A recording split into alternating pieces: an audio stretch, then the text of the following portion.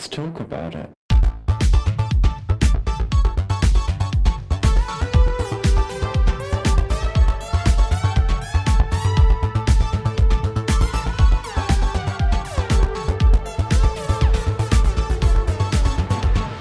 Hello and welcome back to Thicc Radio, the award-winning podcast where we talk about gaining, fetishism, and everything plus size. I'm James. And I'm Tim, so let's get into it. Today we're welcoming to the show for the first time, we've got Kendall. Hi. Hello, my love. How are you? Hello, I'm good. How are you? Doing pretty good. We had some snow fall last night, actually. They keep warning of this winter storm that's coming and how all these inches that are supposed to be dumped on the city of Cleveland. And there was a light sprinkling. When I woke up this morning, I was like, oh, damn, we don't get a snow day. Oh, but that's so cool. I love snow. I can live without it. Well, I'm from Texas, so it's like, I get it. Listen, I love the cold here in the Northern Hemisphere. It's 7 years in, and it's still a novelty to me to be like, ooh, winter is actually cold. I still enjoy it. So, Kendall, we are so excited to get to chat with you today as a first port of call to give us some understanding about your experiences and how the fetus community works. What are the typical body expectations for men and women regarding relationships in the space? And what are the sort of expectations that have been put on you in the past? so for me and my personal experience, I'm a feedee and I prefer contrast. So my partner would be ideally much smaller than I am. I feel like the expectation is that I'm supposed to always keep growing and keep gaining weight, whether I have a feeder or not, which is really like more the gaining, like gainer aspect side of things. But I think that people don't have an understanding that I'm single and I don't have a feeder. So there's people who will be like, oh, you haven't gained weight, or which I have actually, but they'll say, oh, you haven't gained weight in 2 years or whatever. And they'll be so upset with me. But I don't have that feeder partner aspect. So that's the kink for me, is having someone participate with me. So I think from, people will look at me and be like, oh, her weight hasn't changed very much, but they're not considering that part of the kink for me and what I like personally. So And we also experienced that over on I guess the Grommr Grokio side of things. It's like the reality is that most gainers are probably not going to have a dedicated feeder. mhm. It's just that for whatever reason, be it lack of communication or lack of connectivity, it's kind of a rare thing to have a dedicated feeder. Yeah. So I don't. It's a bit comforting, but also a bit depressing to know it's happening on the other side of the fence. hmm Yeah. And like I know that obviously you haven't experienced all of the facets of life yet, but like in the experience of just like being a feeder and talking to other feeders, like from dating to engagement, marriage and children, middle age to empty nesting and retirement, what are the transitional expectations for those bodies as you progress through life? So I think as a feedie, being married and all of that, I think would be to consistently gain weight no matter what throughout every phase of life, which is the complete opposite of what society wants us to do. A woman has let herself go if she's gained weight. So I think mentally, even though it's my fetish, I don't know what that would look like for me. I don't think you have to constantly gain weight forever in order to partake in this kink or fetish or whatever. But I think that most people would think you just gain weight forever and you don't stop. Girl, that is Fucking tea right there, Jesus. Like, I understand the kink aspect. You know, it's hot to think that you could keep doing this forever, but it's not until you're actually doing it that you realize, oh, this is very challenging. It actually takes a lot of food, which costs a lot of money. It takes a lot of In this effort, and economy, in this baby, in this economy, you pay. My right? PayPal is in the link below. Like, come For on real. now. My goodness. But you're absolutely right. I think when a lot of people are divorced from the lived experience of weight gain for themselves or regular partnership with other people, they do struggle to understand that it is not a linear journey and it is not exemplified by proof.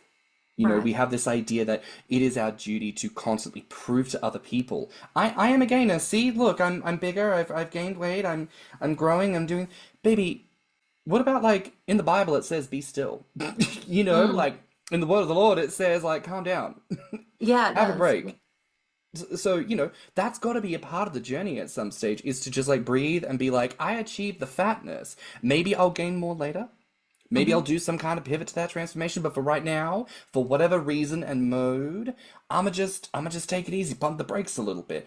And we need to remember that that is as valid an approach to gaining and fetism as anything else.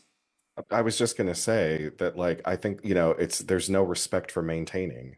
Hmm. Like, that is still a facet of the community. There are people who get to a certain point and they're like, no, this is where I plan to stop. I feel okay. I'm good with what I'm seeing in the mirror.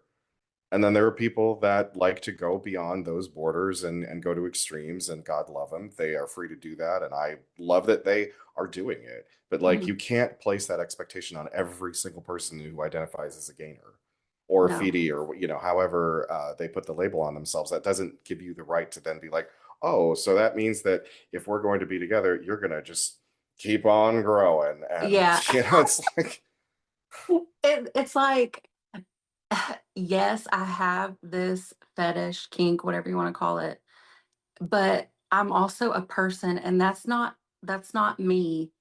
That's a big part of who I am.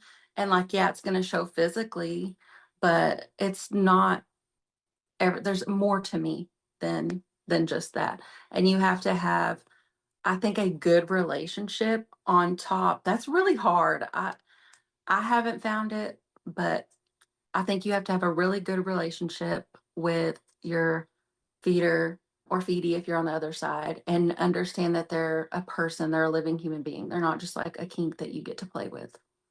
Go talk about it. You know, something that comes up for me every now and again is the humanity behind kink, right? Because sometimes when you think about it, like macro, micro, what are we trying to communicate when we have these ideas and fetishes of someone who's super giant versus super small?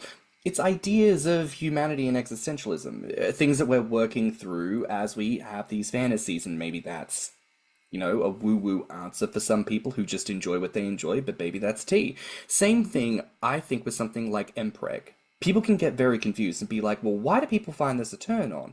Because for some people, the idea of growing someone fatter or growing fatter is the idea of the sort of romance behind the gestation experience, right? The idea of Mhm. like, oh my God, I love you so much. I've put life into you. I've put this beautiful thing that's growing inside of you, and it's a symbol of our love and a symbol of our commitment together. And you know, through birthing process, that comes out and becomes a full person, but through gaining and fetism, that wears on the person's body. So you're absolutely right. There is something very beautiful and very intimate about connecting with someone and saying, not only am I going to get you bigger, but what this represents for us is something so collaborative and so beautiful and intimate that I think as much as, yeah, we're horny and we enjoy what we enjoy, maybe there's a little bit more humanity and a little bit more of the spectrum of human experience that we can imbue into feeding, into feedism and gaining, that maybe is going to make us feel a little bit more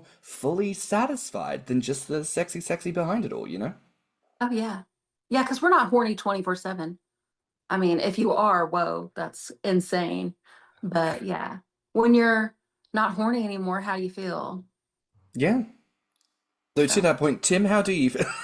oh, shut up. I knew you were going to. Look, I used to be a I mean, we still joke that I'm a slut now, but I mean, really, my days of like hardcore fucking are a bit behind me. Hey, I Listen, we mean, appreciate liberated people here who express themselves freely with consent and vibe, of course. But I mean, just to circle around to that point, Kendall, that thing of what do you do when you're not horny, I think is a very important point. It's so easy to think about the motivation of stuffing myself and experiencing my body when I'm in the mood. But, baby, what about first thing in the morning when I don't need a donut right now, I need coffee. mm-hmm. Or I'm Yes. gonna or I'm gonna kill somebody, Like, Yeah. what about not just, oh, I need to get my calories at dinner, but like, baby, I'm hungry right now. Mm-hmm. Like, I don't need you to put, cream and carbs and everything in me. Like, I just need something in my face hole because I'm hungry. Like, what about when I need to get comfy? What about when I'm at the movies? What about when I'm out with my friends who aren't Right. people in this community? How do I function in all of this? And so I love hearing from you that these are questions, that these are points that come up for you because it expresses a bitch who is in full control of her destiny and herself. So, kudos to you, Miss Thing. Thank you so much. Yeah. Thank Of you. course. Now, listen, I want to ask about this, right? Because we're talking around about bodies and those expectations. As a woman, what does it mean when people then put added layers on top of that? So there's this expectation that you're going to grow and grow endlessly, but then, you come across the typicals that we all encounter, things like marriage and children. What does it mean to be a certain size, middle age, to be then an empty nester and going through retirement? Like, are these things that get talked about in the fetus community when you talk to people and potentially go on dates? Are these the types of things that get brought up, like future planning? What are those conversations like? Oh boy, I don't want to make this community look bad because I love this community. I'm lucky that I grew up in the early 2000s, the age of the internet, where I could find safe spaces and I didn't feel like a freak.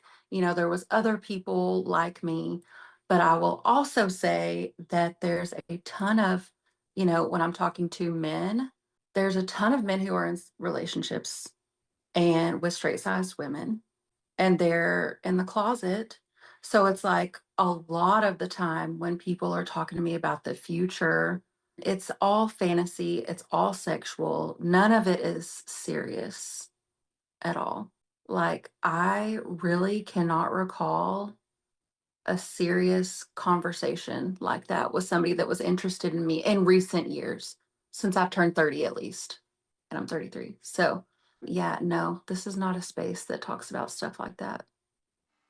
And a first thing to say here is for this conversation and a reminder to every listener out here, this is the importance of people like us being in the driver's seat because we're in this community. And when we talk about concerns or failings within our space, this is coming from real people talking about their real experiences. So, this is the tea. This isn't some salacious BBC documentary trying to get close-ups and make people look crazy.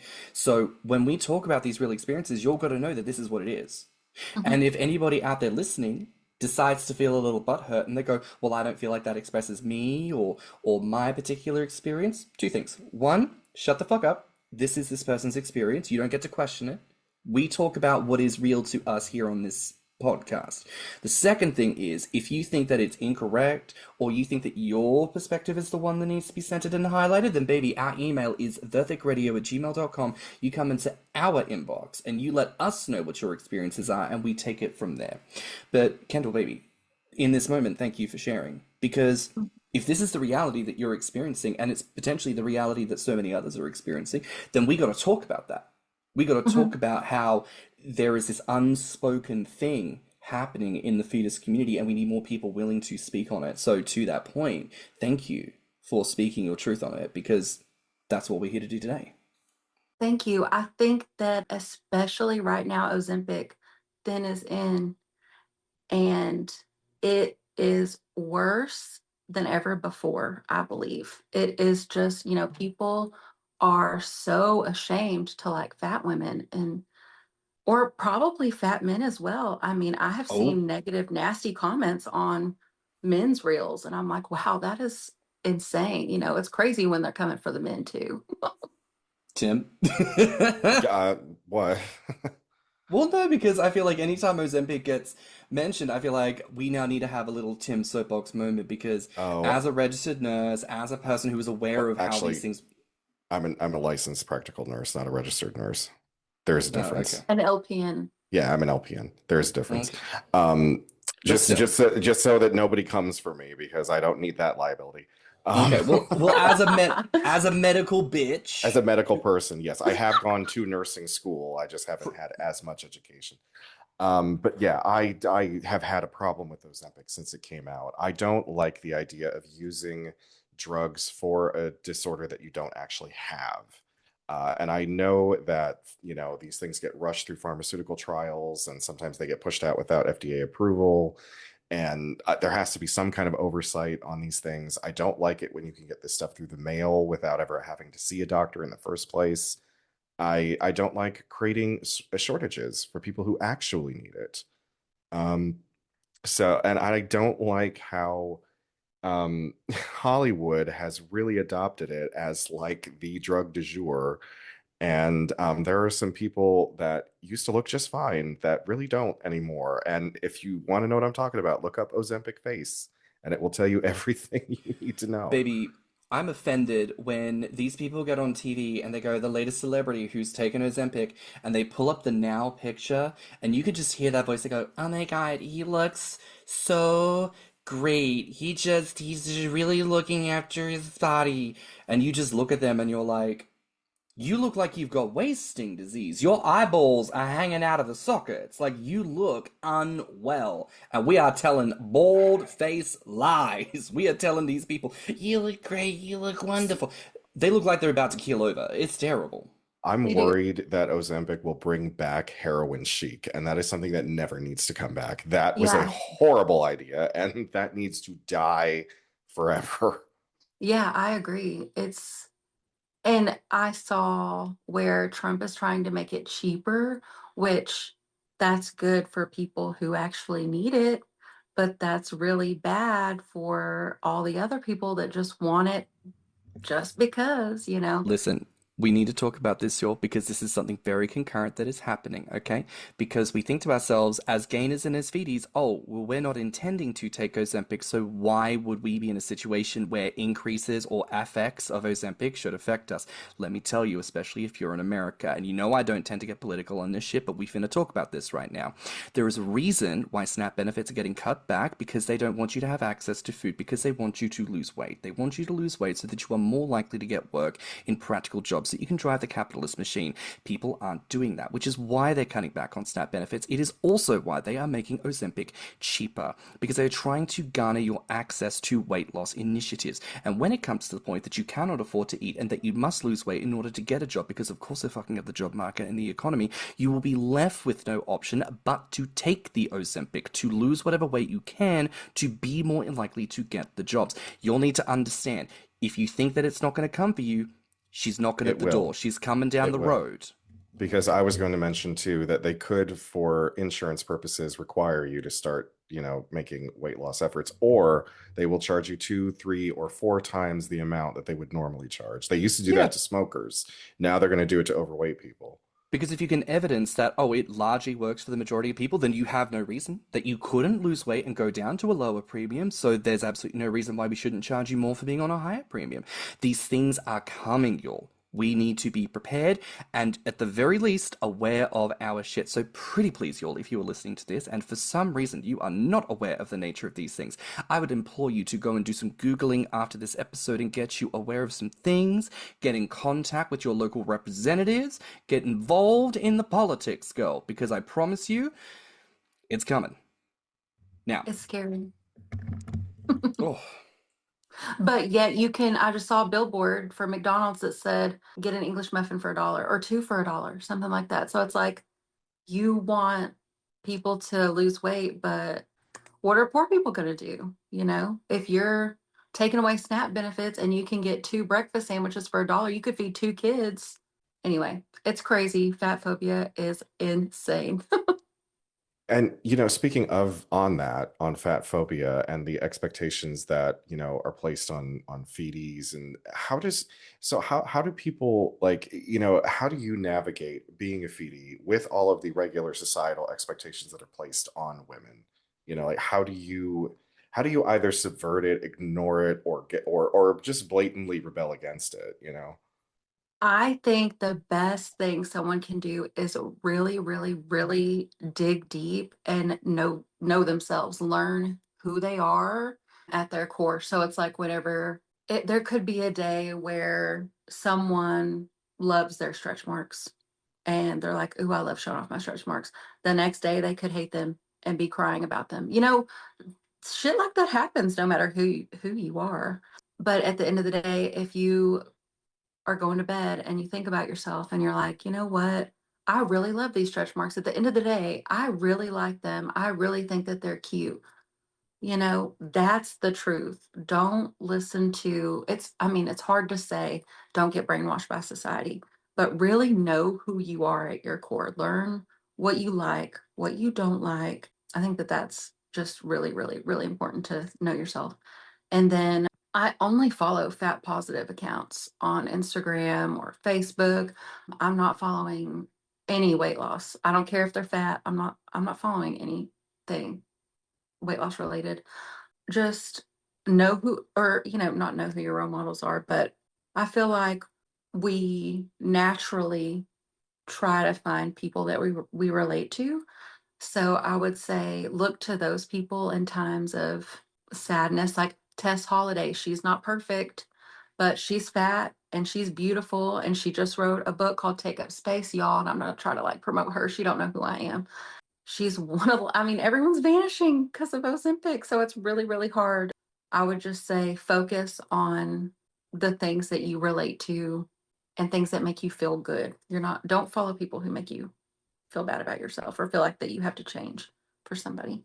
We talk a lot in the queer community about chosen family and how important that is, because blood is blood, but family is a choice. Mhm. And if there is someone that is a toxic element in your life, that's not your family. That's more than likely a blood relative that is just giving you a problem. That is not family. Right. Oh, yeah. Trust me. I was born this way and I grew up with a father that would be like, "Why are you eating that?" And I was 8 years old, but at the end of the day, it's like, you know what? I loved that meal. I really liked that. And F you.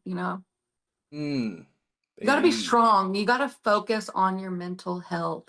And it's hard because insurance and stuff like that. And I would just say make friends that you can talk to, that could be kind of like you said, Tim, that you choose your family so you can choose, the people who comfort you and make you feel better and make you feel like it's okay to be who you are. Mm. 100%.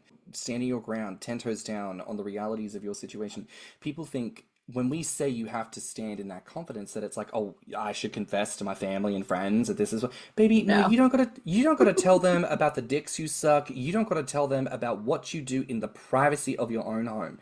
But let me tell you, if they come at you sideways, simply standing there and just being like, I'm actually fine. And in Hmm. fact happier being in a bigger body. Like Yeah.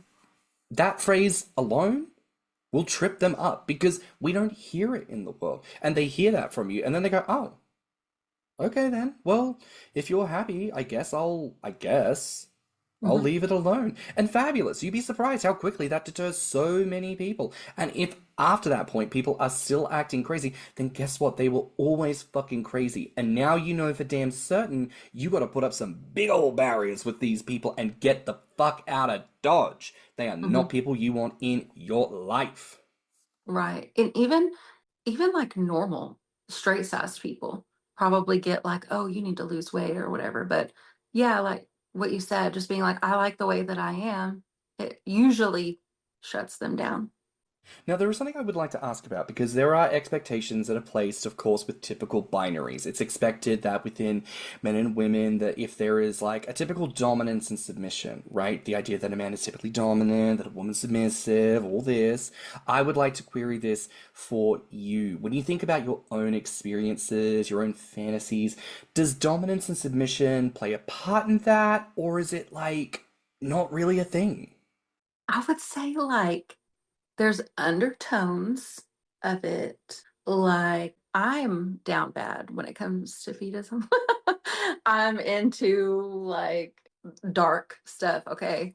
But like let's say if I had a feeder and I was like, I'm hungry, and they would be like, oh God, yeah, let me get you whatever you need. It's like that's not necessarily like being submissive to me or even dominant by like being like, let me get you this or whatever. But it is there, you know what I'm saying? Yeah, we've Yeah. mentioned many times before that a lot of these subcategories of fetishes and kinks are under a larger umbrella, and BDSM is a much bigger umbrella than people give it credit for. You know, it's not all 50 Shades of Grey whips and chains like that. You Thank know, God. that's why I hate that damn book. Oh But yeah, it's so bad. yeah. But yeah, there's you know, like we've talked before on previous episodes about how like if I'm being fed, I can either be dominant or submissive depending on the situation. It's either I'm commanding them to feed me or I'm just allowing them to take control of the situation. There's really very few instances in life where there's not going to be some kind of power dynamic, you know? Right. Yeah. That's exactly. Yeah, exactly. And it's light and shade. I have to be in a certain mood for certain tropes of gaining. But I can absolutely get into it if the vibe is there and if I trust you. Like, if you're that guy and the vibe is right, tie me up from the fucking ceiling, force feed me until I want to cry, call me names, make me be like, oh my god, I'm a fat pig, oh my god, like, and in that moment, that's what's up. That's what's correct. But if that's not the moment, you got to come at me different. There is a Yes. very big difference. It's a sliding scale. And again, we come back to this point of people love to be all, oh, I have to be dominant or submissive. Great. Insert the one idea I have, which is to be the furthest extreme of the thing. Whereas the whole point of role play is play. Mm-hmm. Play with that idea. Switches are a thing, baby. Mm-hmm. Start me off with the notion of being all dominant and then be a brat and get me, on my back. Find a reason to get me to flip over and be like, oh my God, I was going to be subby and now I'm dominant. Like, it's all valid, it's all possible. And that's, I think, part of the beauty of gaining and size and feeding is that there is sort of this intrinsic opportunity to have any expression that you could possibly want. As fat people, we get to eat all the food in the world, and when it comes to the sexy, we get to experience all of the different pleasures within the Mm-hmm. spectrum. So why should we limit ourselves to a very basic palette? Like, let's have a little bit of everything, you know? Yeah, like why like fuck missionary whenever you could try all these different positions? It's like it's more fun Baby, to baby, when you think about a thin body, if you really want to think about the idea of penetration, all of us have got a certain number of spaces and places in which we could do some stuff.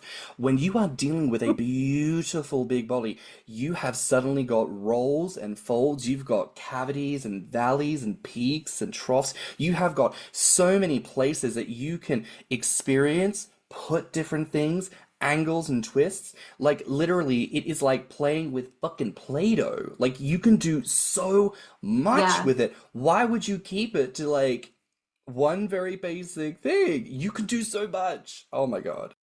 it's no fun. It's I think I was just I going to say it forgot. probably speaks to that just general relationship dynamics that people are not really actually happy with each other, and that's Yeah. why it's going to result in probably some very lackluster sex in some situations, but that's the human condition.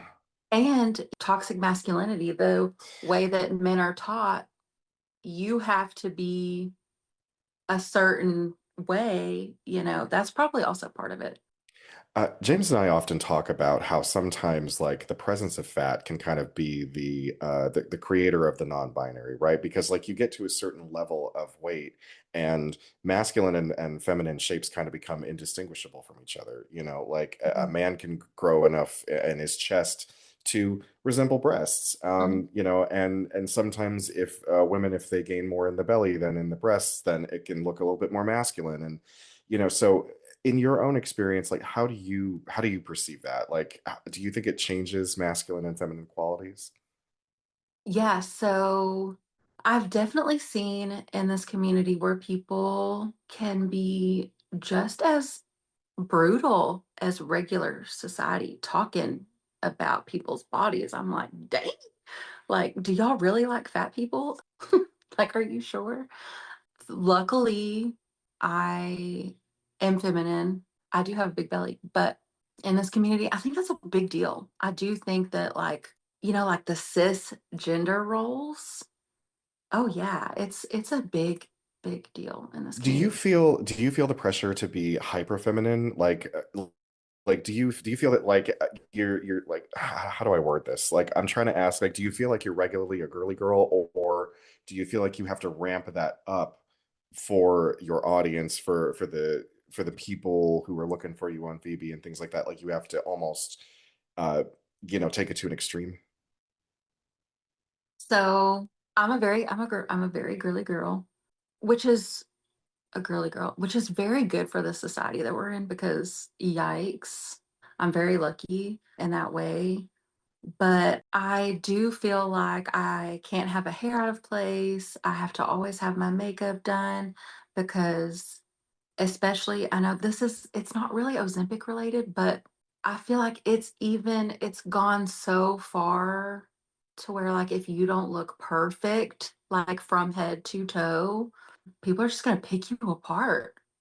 And I think that's just regular society, but I would never film without makeup on. That's my own insecurities, but I do think that there is a little bit of the pressure there from this community as well as society in general. But yeah, Yeah. they're just as bad as regular society. Well, I think sometimes we do forget when you're a part of a niche space or a microcosm that actually we are subjected to the same nonsense from the bigger fish as we are, because we're still a part of that society, right? The suggestion that the gaining and fetus communities wouldn't be impacted by eating disorders or, anorexia, bulimia, or as we were just talking about with Ozempic, is very short-sighted and very like you got to be real dialed out of things if you don't understand the interconnectivity of all the things. You, as a gorgeous plus-size woman thriving in the BBW and in the fetus space, are still a woman who exists in the world and are being put under all those same pressures. For us as men, it is a lot of the same thing. I don't imagine that in the gainer side of things that there is a pressure to look pretty, but there is certainly a kink with ruination. The idea of becoming like from a normal, like guy that you would have like, let's say, oh, you just graduated high school, he's got his whole life ahead of him, he could have been a sportsman, he could have been this. 10 years later, he's balding, he's smoking, he's fat, he drinks, his clothes are just Slobification. slobification because it's like, Yeah. oh God, you were gonna be this capable man and now you're just this bubba bush pig fucking ruin, and don't get me wrong, as we were just saying, with all forms of kink, it's all valid. You're allowed to want Yes. that, pursue that, live that life however you want.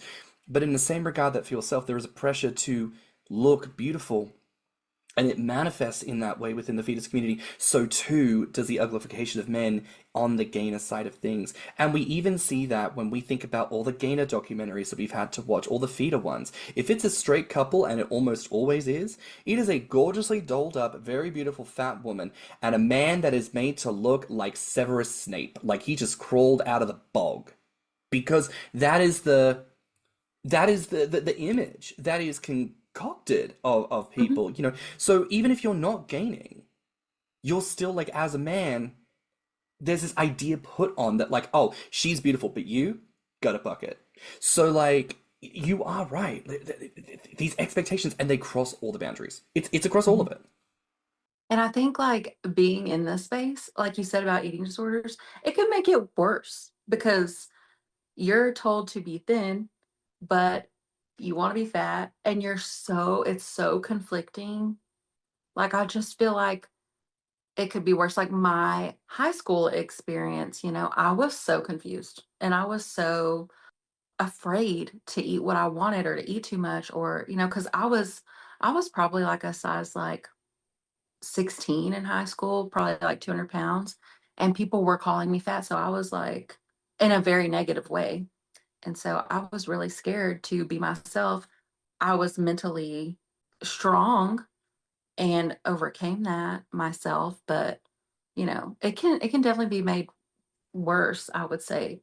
Not because of the community, but just because of society. People thinking that eating disorders and stuff like that don't exist. That is absurd because of what I just said. Or just not having any sympathy for it, or not having any understanding of it.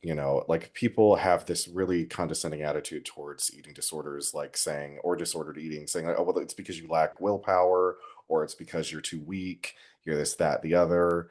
And then not even to mention how many men are currently suffering from them and saying nothing about it at all. Right. It's the Hmm. toxic masculinity. They can't talk Yes. about it. Gendered expectations. This is something that affects women because only women should be concerned about their bodies. Men are disgusting potatoes, so why should they worry? We've created a culture in which, we've really encouraged our men to not give a fuck about themselves. And I think, Tim, I don't know for yourself, I can certainly speak from that experience. Like, it is, in a way, a battle to win ground again, to say, oh, there are things I should do to take better care of myself. And I think a lot of men could really relate to that. And on that notion of eating disorders, think about the language we just used. What do we say about people with eating disorders? You lack the willpower, it's a mental disorder, etc. The exact same language that is used about fat people and people who become fat. So there is no doubt that according to society, we are seen as deranged in the eyes of people, and we need to be conscious of that as we move through the thing. And Kendall, to throw it back to something you said very early at the start of this episode, the expectation that we should always be gaining, does that not sound a little bit disordered? Does that not indicate potentially that we do not have a fair or reasonable approach to one's ability to transform their bodies and go up the scales in an amicable way that people can feel okay about? You Mhm. know, it's all stuff we should be considerate of. We should all Yeah, be a little more mindful. I agree. Yeah. Now, I want to ask here, you shared with us before about Tess Holiday as someone who can be looked to, who is large, who hasn't lost the weight, is still here doing the thing. Do you feel like there are many other examples that you in particular look to when you need a little bit of body positive or fat positive inspiration? I will say in like everyday life, no. I do think that the sex workers in the space, my fellow sex workers, I do think that they are heroes because they're still fat. They're not, for the most part. There are some people who've lost weight or whatever, which is totally whatever. There is this one girl or woman, I should say. Her name is Candace. I wrote it down. I think it's Candace Franks. Have you guys ever heard of Chub Rub clothing? Yeah, I've heard of them before. Yeah, okay, so I love her. I follow her. She's like cheeky. She's always like got cow bikinis and she's not in the fetishism space. She doesn't actually, I think we're mutuals, but anyways, she's fantastic. I love her. She's like, I'm fat and fuck you. I'm here, fuck you. There's also, I think her last name's Pinnock, Danielle Pinnock. I think I've heard the name before. Journalist, right? No, she's an actress. She plays Alberta on Ghost. She is she's, I don't know if I think she's a flapper. She's the plus size Black woman. Oh, yes, yes, yes. Now that I've just done a quick Google, yes, familiar. I knew the face, not the name, but yes. Yes, I love her. She's still fat and she hasn't lost weight. And she's very successful. She's everywhere. She's on talk shows and stuff like that. So there are a few people in real life, but I would say in real life. But I would say that in the fetism space, I'm very thankful to the models and sex workers and the people who put themselves out there because we're here. Baby, Now, canaries in the coal mine. You know what I mean? Like, sex workers are always the ones with their necks on the line. You know, in the same way we have this conversation in culture, it is always black and trans women of color, right? Like, it is certain people who they are out here doing what they need to do to be the ones to survive. And baby, we need to be giving flowers to all of our men, women, and MBs who are out here doing the dang work. And, you know, a quick point to something you said about the person from Chaparral Clothing, you said, oh, they're probably not in the community, but they still show up and they represent. This is another thing that we fail to talk about at times. We have this idea that gaming and fetism is this island, this bubble within which everyone who is apparently happy being fat must do so because it's sex. But Yeah, actually, there are so many people who blur the boundaries because actually they're so fine with being fat and gorgeous. It's not sex motivated. They're not gainers or fetusts. They're just gorgeously fat people. And they right. are our kin in this battle. So, once again, let's get familiar with some names and start following and showing our support for people who actually are on the same journey as us. They just don't have the sex element. That's the only real difference. And Right. it's beautiful that you mentioned them because these people are out there. They are. And yeah, definitely go follow her, especially if you're fat, which I feel like most women that listen to this, maybe they're fat. But she's out of Seattle. So if you're in Seattle, I'm not, but she has a building in Seattle. now, if I could ask you kind of a personal question, you had mentioned you've been mentioning these representations of fat positive people out there in the world, in the community, and even outside of the community, and you refer to them as heroes. Do you consider yourself one? I mean, Oh, because really think about it, you're also putting yourself out there. Now, you may not necessarily be running around the streets of your respective town, filming yourself going, "I'm fat and proud," and shaking your tits in public, but you are still creating content. You are holding a space. You are a beautiful plus size woman who is, creating, who's fulfilling people's fantasies and also being visible.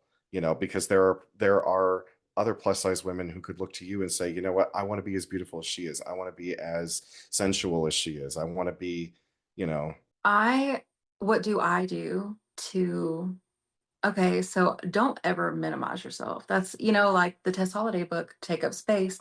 I wear crop tops everywhere I go. I don't care if it's cold. I wear tight clothes. I show my legs. I'm going to wear shorts. I definitely show off my body because I think it's hot. And you know what? Other people do too. They're just too, but it's not even about that. It's not even about that. If you don't like it, don't fucking look at it. But I definitely try to. I do have a niece. I have nieces. I do try to be a good role model for them. Fat people have a bad reputation of like being gross or they smell bad or whatever. So I definitely try to, that's probably, sad because of society, but I always try to look good, smell good, and prove to others like I'm just as worthy as anybody else. Amen. it's Yeah. not Tim, it's not vanity to take pride in one's appearance. It really isn't. I know that a no. lot of us get told that, and then it's all, oh, you should be able to walk out of your house like not having brushed your teeth and your hair in curlers and you're wearing slippers and that's fine. That is totally fine. You have the right to do that. But like there's nothing wrong with someone who gets up and says, you know what? I don't really want to go out without my hair washed right now. You know what? I don't want to go out in my sweatpants. I want to put something else on. That's Right. totally Mm, fine too. It does help. It's to see larger size people who are put together, who are well done, who are well dressed, who are kempt. It helps to, like you said, frame that idea of being plus size does not immediately equal bad hygiene or Yeah. slovenly behavior or I mean, even what we do with this podcast, one of my initial statements to you, Tim, was at no point do I want us to be caught lacking. At no point do I want us to be looking gutter bucket, like we haven't edited an episode, like we haven't tried our absolute best to get the best out of people, because I've seen examples of plus size people, both on the gainer side of things and in the wider plus size spectrum of things. I've seen people try to create things that are shit. I've seen that, and I don't like it. And the commentary around that shit thing is this looks shit. And it's not the comment that goes, oh, we're disappointed that it looks shit. It's from people outside of the space, the skinny minis, who look at that and they basically go, yeah, of course it looks shit, because that's what it was always going to look like, because of who you are. And so for me, I've sat here like I will never be caught lacking on this podcast because this is something that we deserve as people. We deserve good shit. So there is something to showing up in the world in a way that defies that expectation because people will expect little from us and we owe it to ourselves and the people around us. And the people who can't advocate for themselves, like you said, you've got nieces. You Yes. know, there are young people in this world that are not of an age yet where they can engage with gainer content because a lot of it is purely sex focused. There are a lot of people who, because I think many of us were like underage when we first came into our awareness of what we desired and what we liked. We weren't able to engage in that. And so suddenly this becomes the like, this is the spot that someone can go to listen and go, oh, there's hope because here are people having intellectual conversations. We are moving the needle forward. We are seeing representation. We are seeing incredible, big, beautiful women like yourself out here rocking crop tops and being fabulous out here in this world. And it changes lives and it can never be understated. The work that you do just being yourself. Oh, thank you. Yeah, I think, if there's a little chubby girl that sees me and I'm out looking like a fatty baddie and she's like, ooh, I want to be like her, I think it's like a representation, right? So it's important. 100%. Fatties are baddies too. Like if people's like, who the hell does she think she is? I'm that Uh, bitch, okay? so, if I could ask, what's the most unexpected thing that's come up for you? Like in your gaining journey, in your journey as a content producer and someone who puts things out into the world, like what's the most unexpected thing that you've come across? Um, the most unexpected thing. So I would say, man, we've already talked about it, the fat phobia in the community, or there's people who've said, oh, she's too fat. And I'm not, I mean, I'm fat, but I'm not even like as fat as I want to be. But I thought in our sphere of the world, like there was no such thing as too big.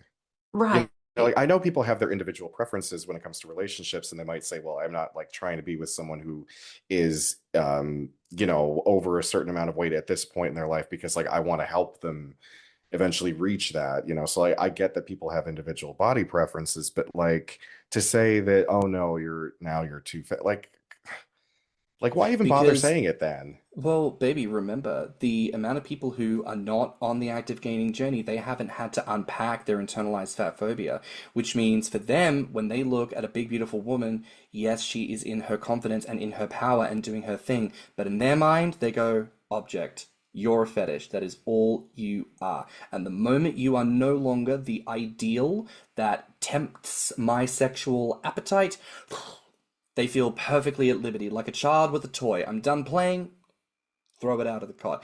And there are a great many people, both on the feedist and on the gaining side of things, to be frank, who think exactly like this. So we do, all of us need to be conscious when we see people acting a damn fool like that. We need to speak truth to power, what this is, and we don't stand for it. But baby, please continue. I also think it's weird. Phoebe is a great example. The admins there hate me. Like I'll post a photo of me in a bikini and they'll be like, not safe. But like there's other people on there like that are in bikinis and it's totally fine. Phoebe is an interesting place. Very, very, very interesting place. I have to Besides, imagine that it's a bit like Grommr and it's just another cesspit. yeah, I mean, it's cool because there's people who are like you and they're from all over and you can meet friends and I'm thankful. Like I have met friends on there. I mean, it can be a really cool place. I have a lot of followers on there. I love posting on there, but the messages that I get, or they're like, "Can I feed you?" I'm like, "I don't freaking know you. Like I don't know who you are. I'm gonna be in Dallas. Can we get lunch?" Like I don't know you. I would like to know who you are before I did that. I think the audacity that people have is quite shocking. I think this also brings up a really good point, and this is something that I think gay men never consider, right? Because not while not every gay man who's on Grommr, if they get hit up and say, "Hey, can we meet somewhere or do something?" Not all of them are going to do it. But I think because we are men and we don't think about our own safety because we think, oh, I'm a dude, like what's going to happen to me? They will just go. And you don't know if this person's a serial killer or not. You have no friggin' idea. Like it's the same thing was happening back when when Craigslist was the way to hook up. It's like you have no clue who this person is. Well, Craigslist listen, is I, scary.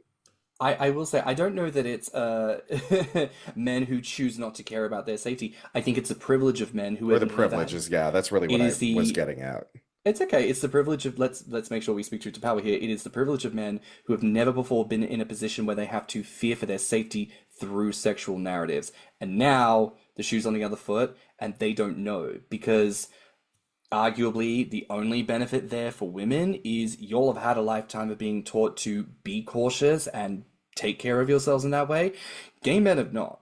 And so, unfortunately, some of the scenarios you hear about, I think something happened recently in Argentina where a gay man went looking for study work and he was horribly, horribly taken out. And, these things happen and people just go, oh, well, that's just what happens. And it's like, that's still terrible. That's still Yeah. really not good. And we should have a little bit more situational awareness. We need to have a little bit more of that mentorship, teaching our youngins, like as much as you might want that dick, take a second. Take a Right. breather. Like, and you know what? If you don't know this man, if you've not been to that part of town before, if it's late at night, maybe ask yourself the very fair question. Could you knock this out with a wank? Could you take care of this yourself and revisit this during daytime hours when you have access to public transport at And another never time? and never trust anybody who only communicates through their email. Oh, ooh, no. That's like baby reindeer I vibes. need a They're Oh, like, can that's I wheelchair. a text you? No, bad but you can email me. I'm like, what? that's a bad fat representation, that baby reindeer. Oh yeah, because she was mental. And then didn't the woman like sue the guy because she was like, first of all, that's not what happened. Also, like you picked someone who was like deliberately larger than me or something like that. And then everyone got on the back where it was like, yeah, it just kind of feels like it's not just that she was fat and capable, it just feels like you made it that she was fat and therefore that was like the clue that she was crazy, like fat, Yeah, desperate woman, you know? but I'm pretty sure that actress won an award. Which, listen, we'll give it to her. We'll give it to her. God bless you for doing the work that you had to do. Thank you, Miss Ma'am. Now, Thank you listen, for your I just, service. yes, thank you for your service. So, as much as we are talking about your experience as a fetus, as a woman in all of this, I'd like to ask here, we're queer men and we're inquisitive. We want to ask, we want to get to know about your experience, your story. We have a large queer listenership. And so, for our queer listeners in particular, is there something you would like them to take away from today's conversation? Well, I am bisexual, and I have actually been, there's been on forums, people send me stuff. I have little friends in the community. There's people who are like, oh, she's a dyke now, or like people just so nasty. That's not really a nasty statement, but they're meaning they don't they don't mean well. So I would say don't go on forums. I'm just kidding. I would say this is very like everybody says this, but don't be afraid to be yourself. It's really hard in this world to be yourself, but really honestly, all queer people are a light in this world. They're what makes, diversity is so important. Being who you are is very important. And society is going to try to shut you up. It's going to try to make you act like you don't exist. But I say that's a good thing. If society is like, fuck you, you're doing something right, in all honesty. And I think, again, as I said, knowing who you are, standing your ground, finding safe people, finding family, finding safe spaces where you can be yourself, follow people that are like you, follow people who uplift queer people, that inspire you, learn about other cultures who embrace queerness. The Native Americans were all about different genders and stuff like that. Like get in touch with things that speak to you, that make you feel, I don't want to say better, but that just make you feel validated, things that make you feel comforted. Go to safe spaces and keep your mental health in check always. I know therapy is hard to afford, but like I said, there's friends, maybe there's mentors, I don't know, free clinics maybe, but mental health is really, really, really, really important and staying strong. I think you also brought up a great point about bisexual erasure and how prevalent it is. And it's really sad because there is a B in LGBT for a reason. And then, we know all the other letters, the acronyms getting really long. Hmm. But like you cannot you just can't do that. If you are a queer person of any description, whatever your label may be, you cannot then look at your peer group and say, well, everybody except you guys. Right. That's not going to work. I agree. Thank you. Yeah, I think, I think bi people, they probably got it easier than others, but finding a place where you feel like you belong, I think it's just really important. Talking to people who have similar experiences as, I think finding that is really important, especially right now in America. Yikes. And I'm sure in the UK as well. I'm sure everywhere is got a red wave or Absolutely. whatever. Absolutely. The need for community, the need for friendship is tantamount. And even tying back into things you've said before, sometimes we hyperfixate on the sex. Because I understand we're horny. Guess what? That Mhm, doesn't need mhm. expounding upon. It's like, yeah, no shit. Why are we doing this? No, what was it from Florals for Spring? Groundbreaking, Mhm. So like that's not a surprise to nobody. What is wanting to connect over friendship. And so you give the example of like, hey, don't approach me for a meetup unless I know you. So what's the clue there? Get to know a bitch. Ask someone like Yes. how their day is going. Very simple thing. Be like, hey, Kendall, listen, thank you. I'm a new follower, or I've been following you for a bit, and I just thought I'd reach out. I was reading your profile. I noticed you said three things about things that you're interested in or passionate about. I share those interests and passions, and I'd love to talk to you about that sometime if you're open to that. Let me know. It'd be good to hear from you. Come on That now, happens like, sometimes. And I do appreciate that. People who are thoughtful, and there are people in the community that are like that. But but no, they're not the commonality. I think yeah, many of us can acknowledge that is not the common held experience.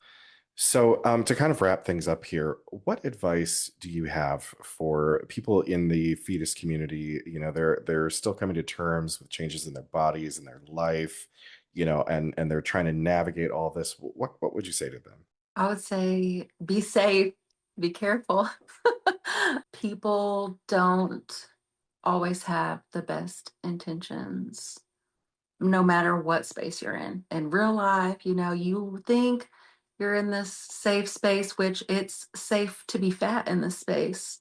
But like you both said earlier, you gotta just be be careful out there with who you talk to, who you meet up with. I also think do your research. Please be of age. Please be 18. I understand you're born this way I understand that, but please be 18 when you're, looking up stuff like this. Like research, feedee, feeder, figure out like what you are, get familiar with it. I think the more you know and the more you learn, it probably will prompt you to be safer and, you know, stuff like that. And don't use your real name if it's unique. I know people are eager to get in the space and post online, like on Feabie and stuff like that. But when you're researching, finding communities that do feel safer, like Feabie or Tumblr, is a great, great place. You can really find a lot of information on like educational stuff, like being healthy is thinness in society. But there's tons of articles I've seen on Tumblr that are like, that's completely false. You can definitely be fat and healthy. I think whenever you're young and you're eager and you've never experienced a relationship like this before, you're really ready to just like jump into it. But I think you really have to respect yourself. Like we were just talking about, respect your boundaries, know what you're comfortable with. Don't just jump into something. Don't, I know it's hard, but don't just try to seek validation from somebody. Just know yourself. Just ground yourself, know yourself, research, educate yourself, be safe.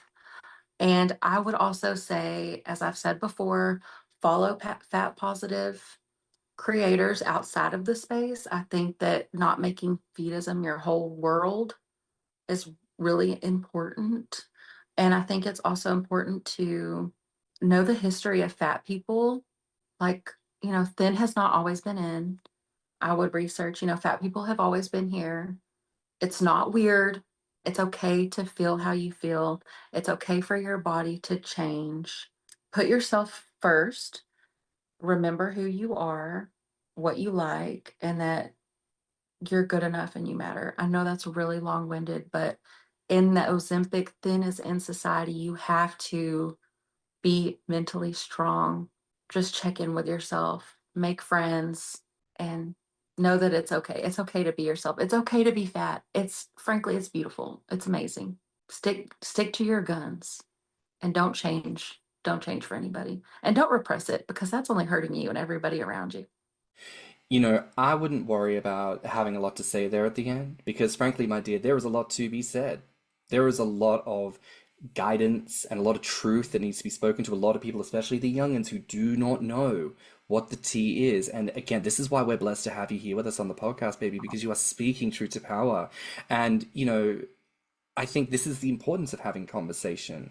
So I want to say a big thank you from the pair of us for everything you have contributed to the conversation today. Thank you, baby. Thank you for having me. This was very fun. I'm glad. Now listen, where can the listeners find you online? So, can I plug my OnlyFans?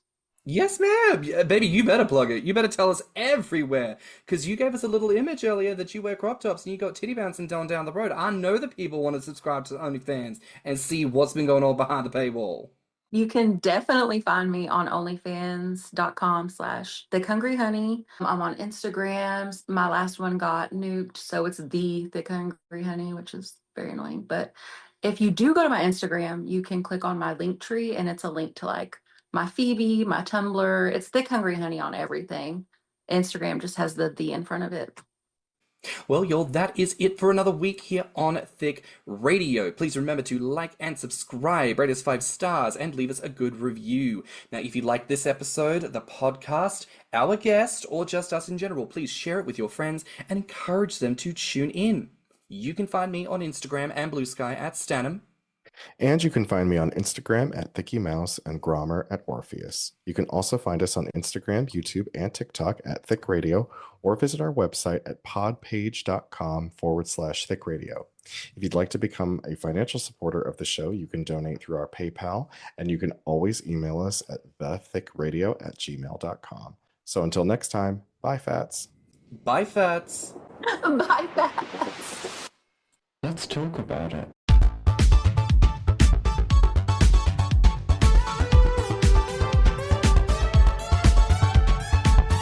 Thicc Radio is a Spotify podcast. Artwork, media design, editing, and production by James Heinzen. With original theme music by CYMK.